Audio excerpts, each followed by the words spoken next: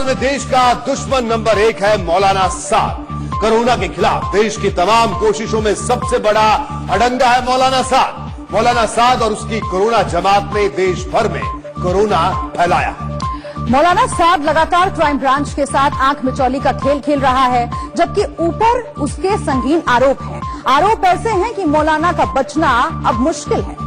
जी हाँ, मौलाना साद पर आरोप कई हैं। अगर आरोपों की बात करें तो मौलाना साद का बचना अब नामुमकिन लग रहा है। ये करके हम आपको दिखाते हैं आरोप नंबर 1। और जांच एजेंसी है क्राइम ब्रांच और गैर इरादतन हत्या, 10 साल की कैद इस अपराध में बनती है। तो मौलाना साद का बचना आप दिखा सकते हैं हम आपको कि किस तरह से नामुमकिन। आरोप नंबर 2, महामारी फैलाने का मेन रोल। जांच एजेंसी क्राइम ब्रांच, 2 महीने से लेकर 2 साल तक की कैद का प्रावधान इस आरोप में है अगर ये सिद्ध होता है। आरोप नंबर 3, जांच एजेंसी है प्रवर्तन निदेशालय यानी ईडी, हवाला के जरिए पैसे लिए, ये आरोप है। 14 साल की कैद है इस पूरे मामले में अगर ईडी का ये मामला जिस तरह से सिद्ध होता है। आरोप नंबर 4 की अगर बात करें तो मनी लॉन्ड्रिंग, जांच एजेंसी क्राइम ब्रांच और 14 साल की कैद आरोप सिद्ध होने पर। तो इस तरह से हम कह रहे हैं कि मौलाना साद का बचना अब नामुमकिन है। बिल्कुल, और 23 दिनों से पुलिस उसकी तलाश में है। वो अंडरग्राउंड है। मरकज का मौलाना साद कहां छिपा बैठा है कि पुलिस उस तक पहुंच नहीं पा रही है। मौलाना के जमातियों ने पूरे देश में कोरोना फैलाया और अब वो कोरोना वॉरियर्स पर हमला कर रहे हैं। देश के शहर शहर में जमाती छिपे हैं। पुलिस शहर शहर उनकी तलाश कर रही है। जमाती पकड़े तो जा रहे हैं लेकिन खुद सामने नहीं आ रहे हैं, ठीक उसी तरह जैसे उनका मौलाना सामने नहीं आ रहा था। एक रिपोर्ट आपको दिखाते हैं। करीम आबाद, मेरे मुहतरम दोस्तों, अजीज और बुजुर्गों, अंबिया अलैहिमुस्सलाम, अल्लाह उसकी आवाज सुनाई देती है लेकिन वो दिखाई नहीं देता। उसकी करतूत नजर आती है लेकिन वो नदारत है। पुलिस और क्राइम ब्रांच की टीम उसके पीछे है लेकिन वो उनके हाथ नहीं आ रहा। मरकज का मौलाना साद आखिर किस बिल में छिप गया है जहां उसे पकड़ना ही मुश्किल हो गया है? क्या साद को पकड़ पाना पुलिस की बस में नहीं? क्या साद को कोई बचा रहा है?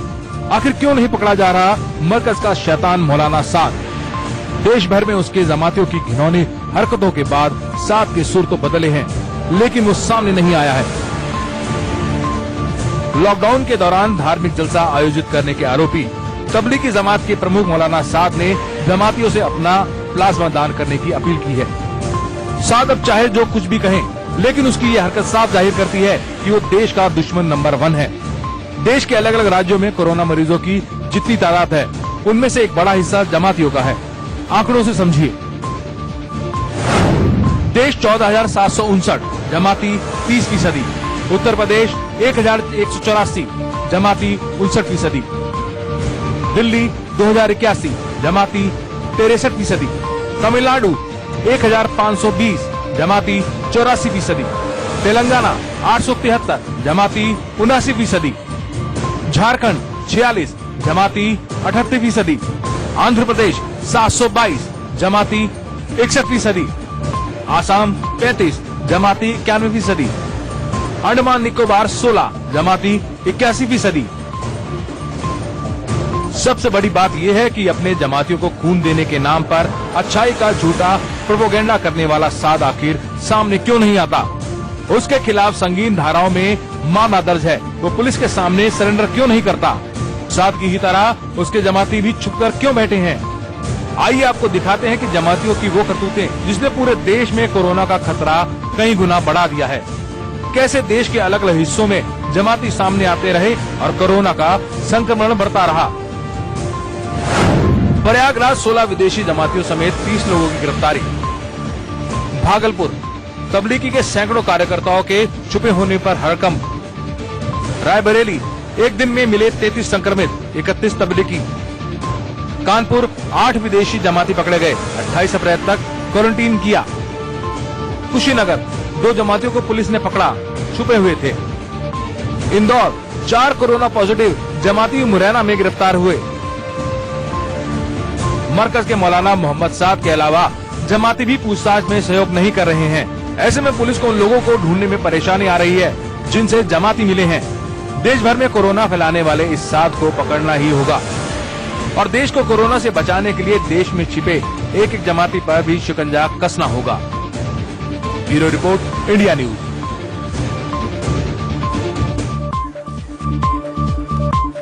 साद खुद तो सामने नहीं आ रहा, लेकिन वो कभी ऑडियो तो कभी अपने वकील के जरिए देश को गुमराह करने में लगा है। मंगलवार को साद की एक चिट्ठी भी सामने आई थी।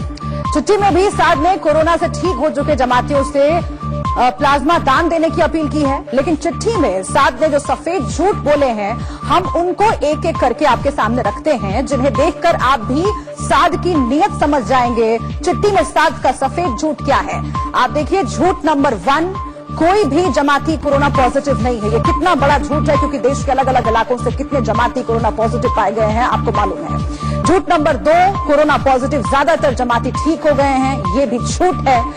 सच क्या है, देश भर में कई जमाती कोरोना पॉजिटिव हैं, इलाज से भाग भी रहे हैं, यहां वहां छुप भी रहे हैं। झूठ नंबर 3 क्या है, साद ने चिट्ठी में लिखा खुद को क्वारंटीन कर लिया है मैंने, लेकिन सच क्या है ये भी आपको बता रहे हैं। साद को IT, ED, क्राइम ब्रांच लगातार सर्च कर रही है और वो पुलिस का, पूरे सिस्टम का माहौल उड़ा रहा है।